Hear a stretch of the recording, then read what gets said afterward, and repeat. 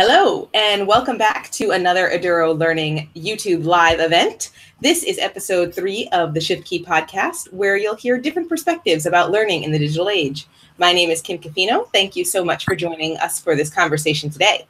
As always, we'd love to hear from you, so please feel free to chat with us live while you watch, or if you're watching this recorded, please leave a comment on the video or the podcast and share your thoughts and ideas with us. We always love to hear from you. Today, we're going to take some time to reflect on our last podcast episode. So if you haven't heard or watched that one yet, please pause and listen to that one first. It's totally worth it. Last time, our amazing Student Advisory Board member, Liv, facilitated a conversation with the children of our advisory board, Oscar, Hamada, and Scarlett Beasley. Liv facilitated a conversation about how students use technology today and what we can learn from their online experiences for our classrooms.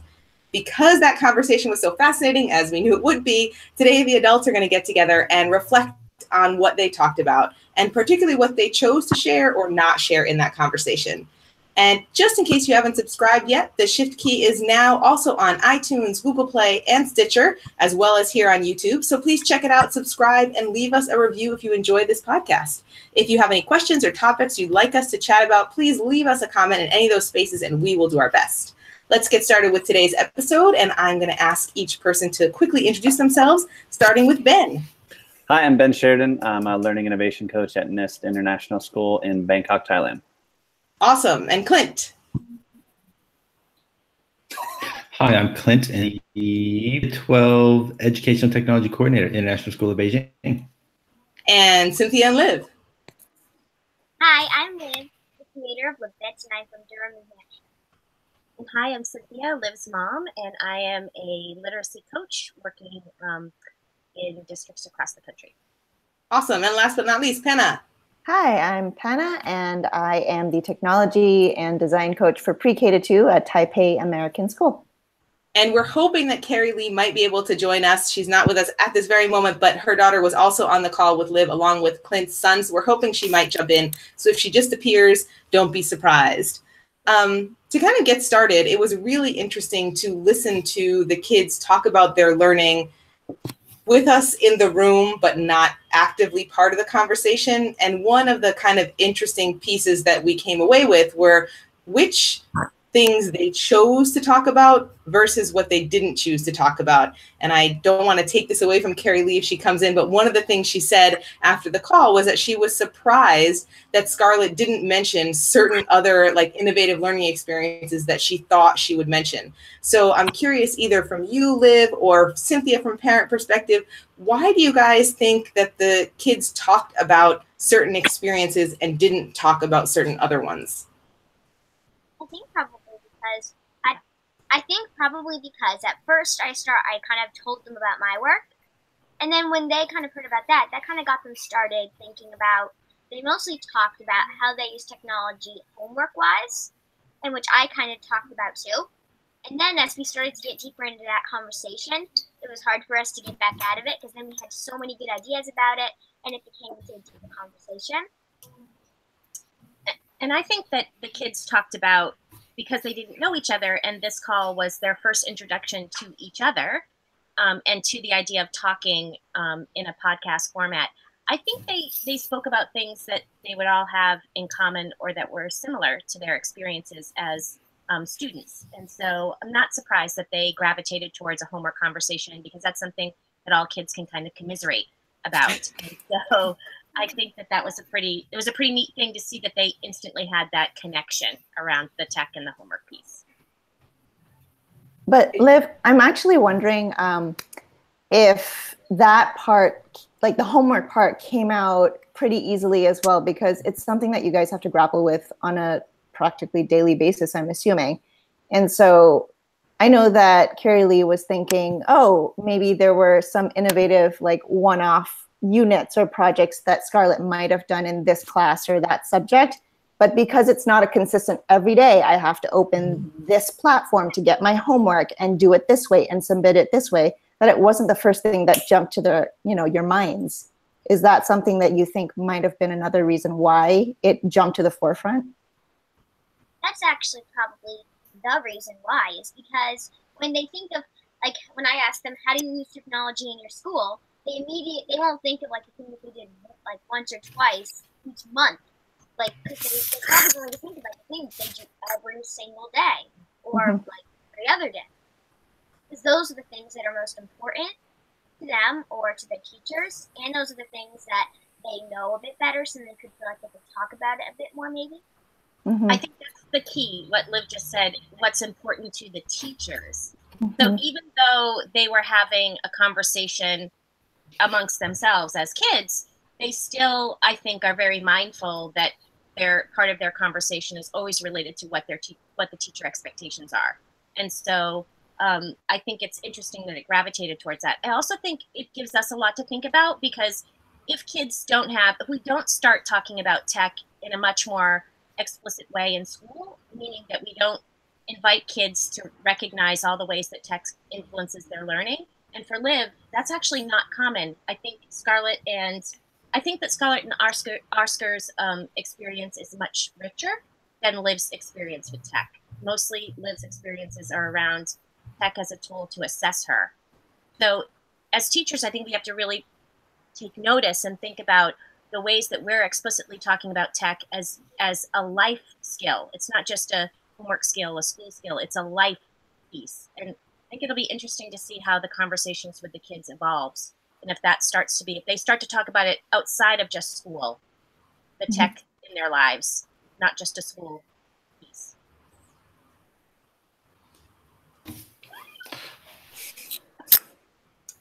It's very deep.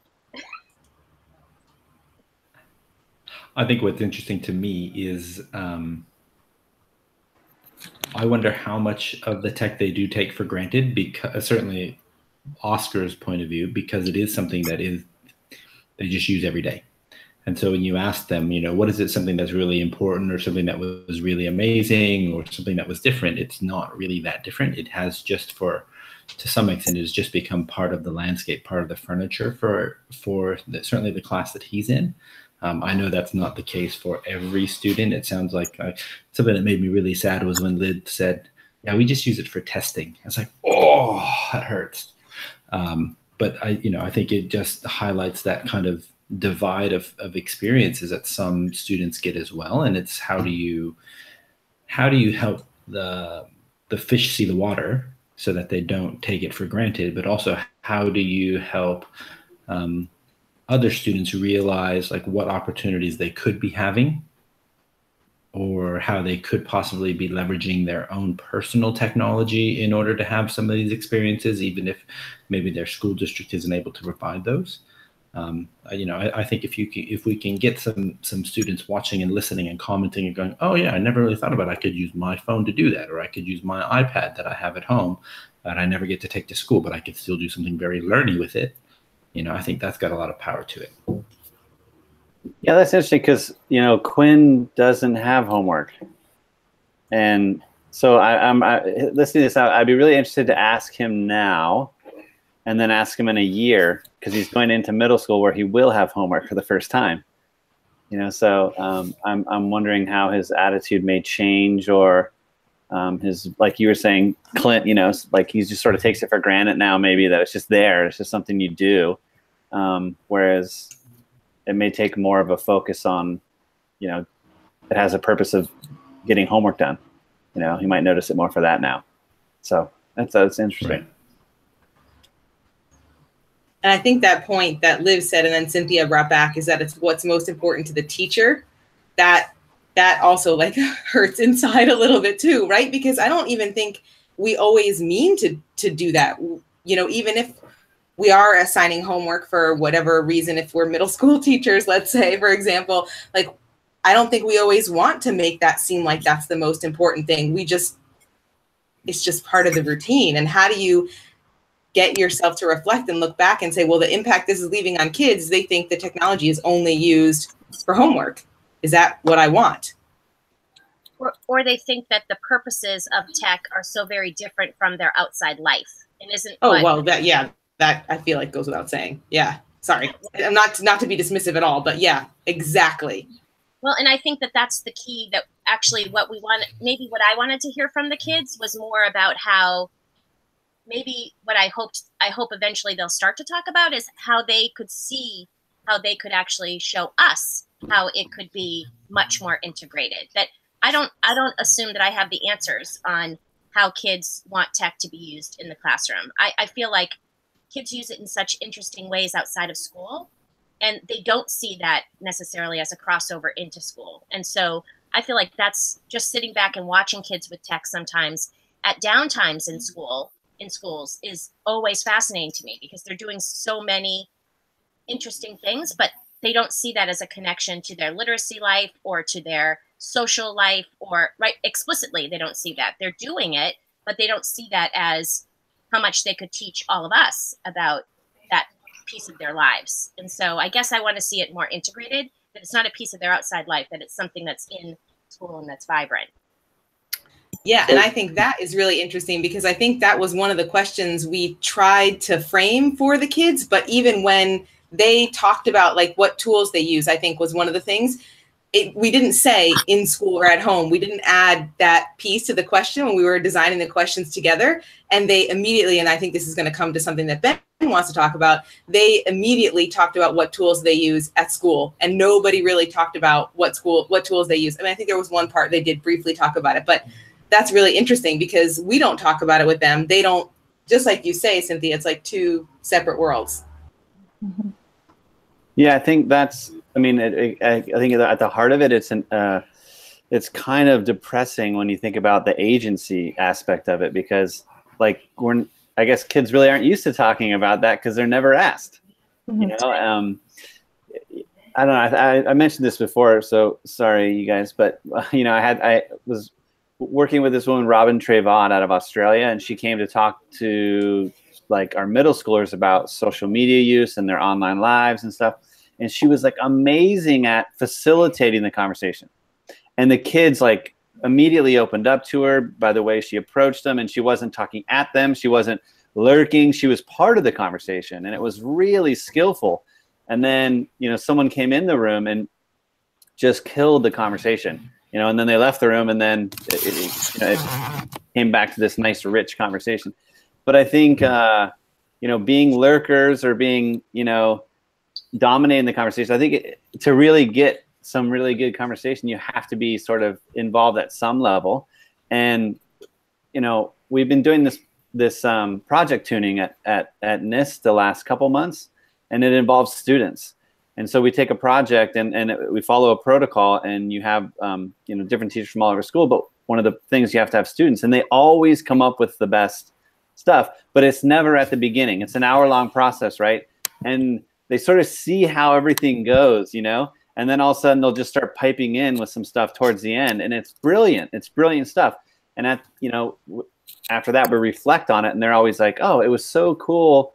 I didn't know that you guys work so hard to like make the lessons we do," and they think it's like really cool that they're able to be a part of it, you know. So I think, you know, when they see after being involved in that, when they're involved in whatever the lesson is, I think they're going to see more of a ownership in actually doing whatever it is that they're, because they help design it. So like that piece has been really, really kind of cool to see happen. And it's sort of, you know, we always say, you know, take it back to the kids, you know, but we're thinking of what kids want, but we're not actually having a conversation with them about what they want. Not asking, what do you want, but involving them in the conversation to develop what it is that we're going to do together. I think that's one of the key reasons why Liv is here right now in this conversation. Yeah. Which is so cool. What do you think, Liv? Am I coming out of left field there? Can you repeat the question? Sorry, would you like to, like, I guess we're involving kids more in our planning process and what they're going to be doing in class. Would you find that interesting? Would that be something you'd want to do with your classmates? Definitely, because usually it's always the teachers that plan everything and the kids have to do it. But when you let kids come and do it, one thing, no offense to teachers, but it kind of makes sense. And sometimes also because then it's almost as if the kids also just feel better about it. Also because they feel like they know how to do it a bit better. Because usually when the teachers tell them, they're always raising their hands like, I need help, wait, where do you go after this? But when the kids can do it, they can almost lead themselves through it, which helps them, like, just helps them be savvy with tech.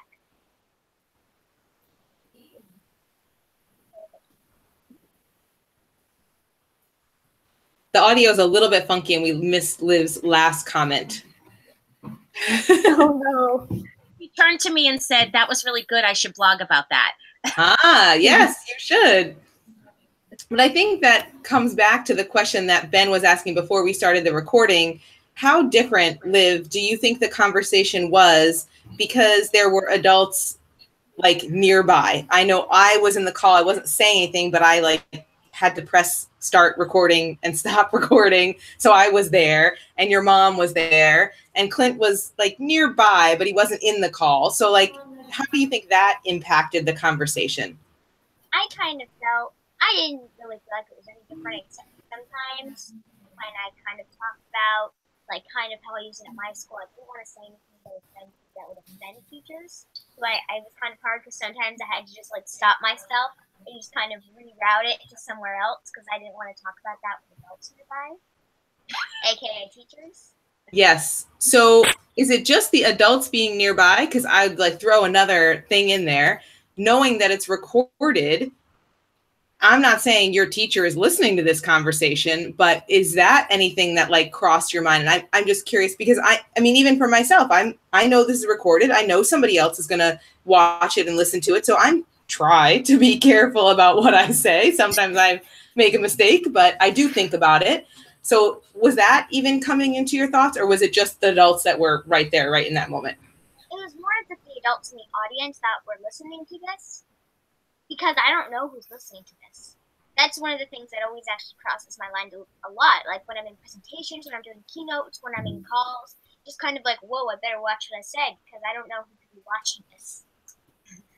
I think that's something that Liv is always very actively thinking about. And I think it's because this is a really unique role to have a kid sort of as a, in lots of ways, many, many teachers encourage Liv and say, you know, thank you for sharing your thinking, Liv. You know, we really learn from you. But I would say maybe the teachers that she comes into contact day in and day out don't say a thing. And it's not that they don't recognize some of the work that Liv is doing, but I think it draws this question to all of us. Do we value kids outside learning? Like, how do we welcome that into the classroom? How do we let kids know that what they do outside of school is just as valuable, maybe sometimes more valuable in the sense of agency because they're choosing than what they're doing in school. And I think Liv is conscious of that because she's never actually gotten any feedback that's been positive about the work that she does. And so from her day-to-day teachers. And so maybe, and that it's something we talk about constantly. So I think every time she's on a call, I think it's less about whether I'm in the room and more about who's in the audience and what will they say. And to be honest with you, how will they criticize her? How will they talk back of like, that's not true? Or because we can't take away the kids' experience. They talked about homework because that's what was important to them. And so we can't say that doesn't matter. That's what they talked about because that's what they had in common. And so, and when we start to do that, we lessen their sense of agency. So because then we're sort of controlling the conversations. That's why I'm like, they talked about what was important. If they have more conversations, I think more things will come up. Yeah. And as they get more familiar with each other, more things will come up. And so I think it's just a question for all of us as educators is how do we welcome in outside experiences into the classroom authentically and let kids know that what they do outside of school matters. And sometimes it's what drives them and it's their passions. And how do we welcome? Yeah, I think you're totally right, Cynthia. And I think it also, you have to value all learning. Like learning happens a lot outside of school. And sometimes the most valuable learning happens outside of school. And sometimes we don't value that as learning. We value it as an experience, but it doesn't count because it's not graded and you're not assessed. You're not, it doesn't go in a book or on a spreadsheet or something. But I think, yeah, honoring learning, whether in or outside of school. I love it. Go ahead. Sorry. No, I actually love that you said that, Ben, because I think that the parts of the conversation that these three had that stood out to me the most are when they were talking about, oh, do you have Bitmoji? Like, what are stickers? Because for me, I'm like, oh my God, they have another language that they speak in that we're not using at school. Like, as an educator, that was me immediately, like, I should be gravitating to that. Or Oscar was like, well, I'm motivated to learn how to cook and, you know, watch these inspirational videos. And I don't have to rely on anybody to cook anymore because I like to do it and I can learn myself. So just little things like that. I was like, wait, how can I take that and bring it to my practice? And so I think that if educators had the chance to like watch these kids just converse more, like you said, and as they get to know each other, we could actually then in the background be a little bit more focused on their learning lives outside of school and seeing how that might fit into the structure of school itself.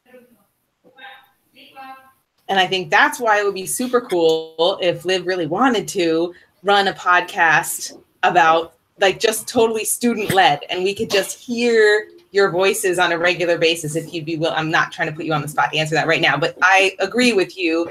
And I think that would be amazing to just have that window into kid conversations, not in a creepy way, because that just sounded really creepy when I said that, but in a way where they know that we're listening and we're going to try to make learning better for them based on, you know, their passions and their interests, both inside and outside of school.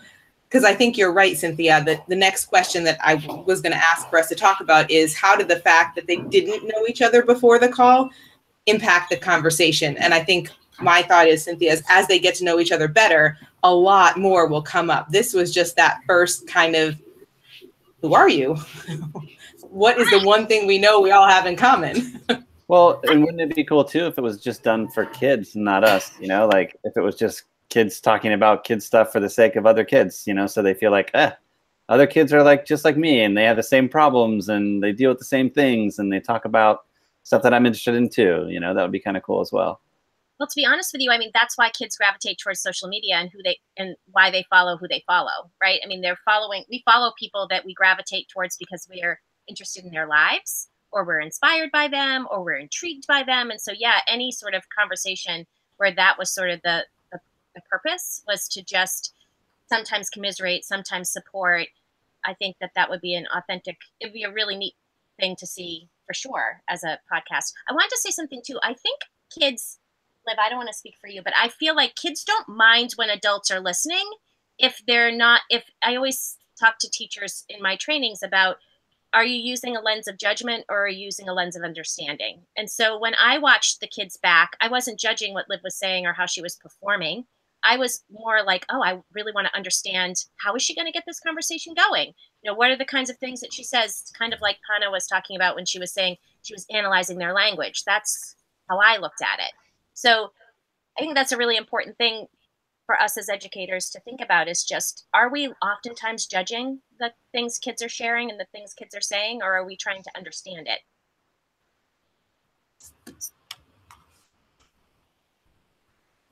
I have a lot of all shaking our heads. Yeah, no, I have a lot of thoughts about that. Like I like Pana and like you, Cynthia, I was really interested, just interested to see how the conversation would go. Like, would they have a flow and could they connect, and how was Liv going to do that? Because I didn't know, and I knew if I was facilitating that conversation, it would be way, way, way, way, way worse than how, I mean, it was awesome, right? So like I wanted to see how they would interact with each other in this online environment, because I don't know how many kids are talking about their learning virtually with other kids they don't know in their free time on a Sunday evening. Like, I love Ben's idea that maybe they would just get together and talk about that stuff. Maybe Liv would be like super keen to do that, but I don't know that many kids are like, hey, let's spend my Sunday night talking about tech with other kids that I've never met. But like, they totally did it. And I know that they knew that we were there, but it was really cool to watch it happen and to just like be on the sidelines. I just realized something when you were talking about. I just realized something. This has nothing to do with the conversation. But when you were just saying about Sunday nights, I just thought of last night, and it was my favorite movie on. I didn't watch it. Oh. Next time. I think we've talked about all of the key questions that we kind of brainstormed together. Is there anything else that anybody wanted to bring up in this conversation now before we kind of wrap up the call?